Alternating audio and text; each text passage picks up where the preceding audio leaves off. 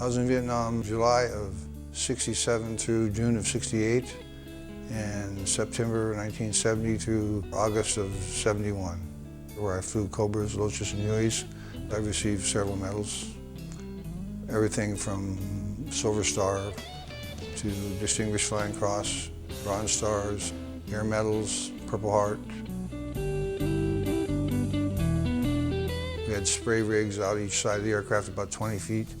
On either side of the aircraft, we put on about 250, 300 gallons of Agent Orange, and we'd set off on a mission where we'd fly low and slow over the particular area they wanted defoliated. Agent Orange was a defoliant that was used in Vietnam to eliminate foliage cover that the enemy might seek, and also to eliminate potential food. I oftentimes did another mission, what we call fly and flag.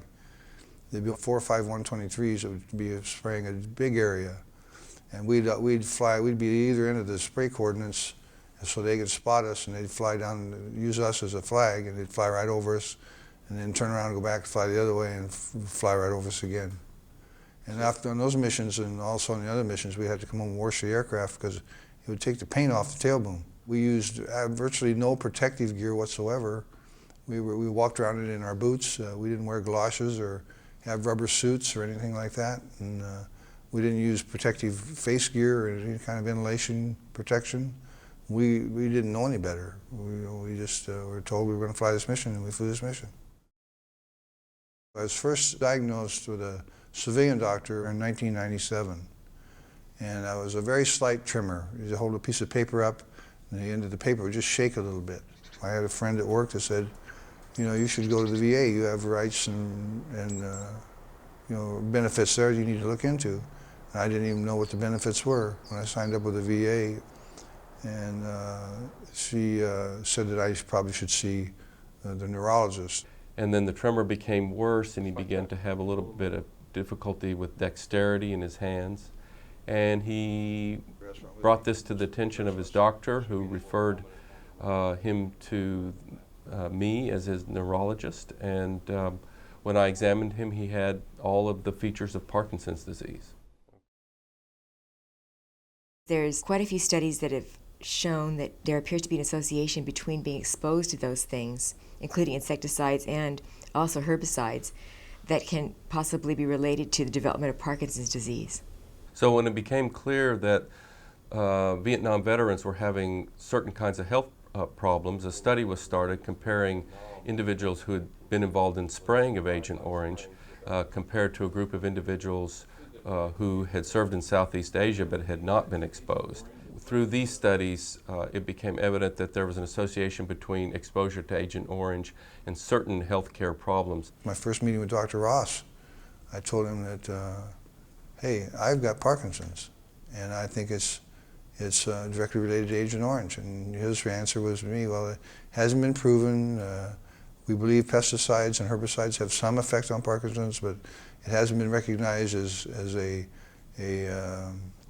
disease that it can be treated by the VA as part of combat related. If you really want to prove causation, you have to do a randomized controlled clinical trial.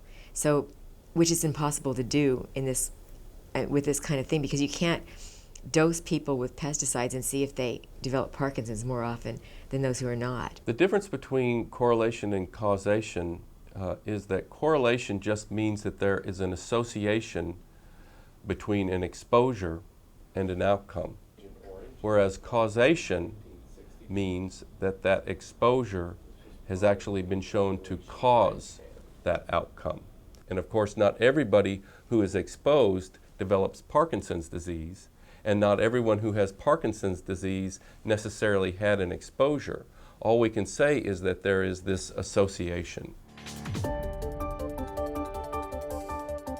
And General Shinseki, when he got in as the VA administrator, took a good hard look at it, along with other doctors who were able to voice their opinion, and it was given some kind of credibility. The reason that Parkinson's is now considered to be a service-connected disability is because these new studies have come out that have shown that the compounds that make up Agent Orange are associated with higher risk of Parkinson's. Secretary Shinseki's decision to make Parkinson's disease a service-connected condition has several implications for veterans.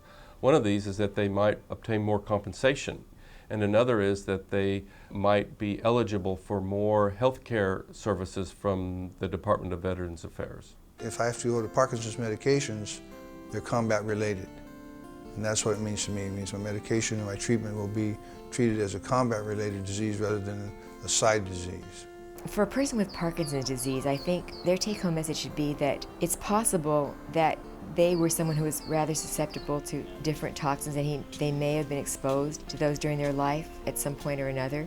There could have been an additive effect that eventually ended up with a diagnosis of Parkinson's disease. I think if you suspect you have Parkinson's disease, you need to seek treatment as soon as you can.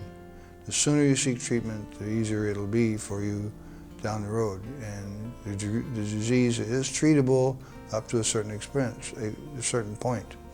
You can get the correct medication, get your medication settled out, and you'll enjoy a longer, more productive life than if you had waited a long time to get it diagnosed.